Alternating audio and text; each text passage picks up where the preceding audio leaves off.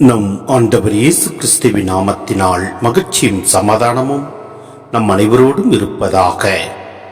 எரேமியா 15:19 முடிய.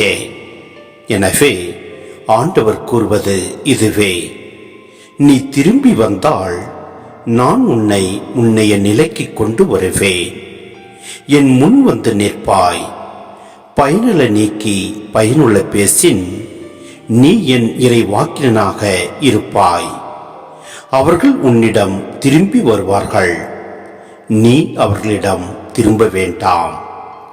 நான் உன்னை அவர்கள் முன் வலிமை வாய்ந்த வெண்கல சுவராக்குவேன். அவர்கள் உனக்கு எதிராய் போராடுவார்கள், ஆனால் உன்மேல் வெற்றி கொள்ள மாட்டார்கள். ஏனெனில் உன்னை விடுவிக்கவும் காக்கவும் நான் உன்னோடு இருக்கிறேன் என்கிறார் ஆண்டவர். தீயோரின் கையினின்று நான் உன்னை காப்பேன், முரடரின் பிடியினின்று உன்னை மீட்பேன். சிந்தனை: இறையேசுவில் பிரியமான சகோதர சகோதரிகளே, நம் வாழ்வில் பல கஷ்டங்களும் துன்பங்களும் வேதனைகளும் நம்மை நெருக்குகின்ற போது நம் ஆண்டவரை விட்டு விலகி சென்று விடுகிறோம். அவ்வாறு இல்லாமல் மனம் வருந்தி நம் ஆண்டவரோடு நாம் பயணிக்கின்ற போது நம் ஆண்டவர் நம்மை விலக்கி விடுவதில்லை. மாறாக நம்மை ஆசீர்வதித்து நம்மை வழி நடத்துவார். மேலும் பயனுள்ள நீக்கி பயனுள்ள பேசின் நீ என் இறைவாக்கினராக இருப்பாய் என்று கூறியிருப்பதையும் நாம் பார்க்கின்றோம்.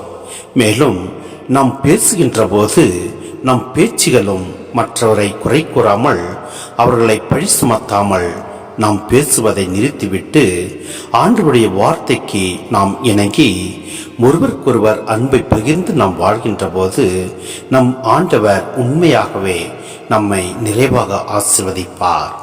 மேலும் நாம் ஒவ்வொரு நாளும் நம் ஆண்டவருடைய வார்த்தையை நாம் தியானிப்போம். உண்மைக்காகவும் நீதிக்காகவும் நாம் வாழும்போது எப்படிப்பட்ட தீய சக்திகள் நம்மை நெருக்கினாலும் நம் ஆண்டவர் அவற்றை விலக்கி வைப்பார். நம் ஆண்டவர் நம்மை வெண்கல சுவராக மாற்றுவார். வெண்கல சுவரை எவராலும் எளிதில் உடைக்க முடியாது என்பதை நாம் ஒவ்வொருவரும் அறிந்துள்ளோம். எனவே நாம் நல்ல ஒரு மனதோடு நாம் வாழ்கின்ற போது நம்மையும் வெண்கல சுவராக மாற்றுவேன் என்று நம் ஆண்டவர் கூறியிருப்பதை நாம் பார்க்கின்றோம்.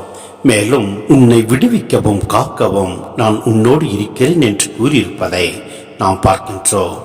எனவே நம்முடைய பலத்தால் அல்ல, நம்முடன் இருக்கும் இறைவனின் பிரசன்னத்தால் தான் நாம் வெற்றியை பெற முடியும் என்பதை நாம் சிந்தித்து நம் ஆண்டவரோடு பயணிப்போம். அவருடைய வார்த்தையை நம் இதயத்தில் ஏற்று முழு நிறைவாக நம் ஆண்டவரில் விசுவாசம் வைப்போம். அவரே நம்மை வழிநடத்துவார், ஆசீர்வதிப்பார். ஆமேன்.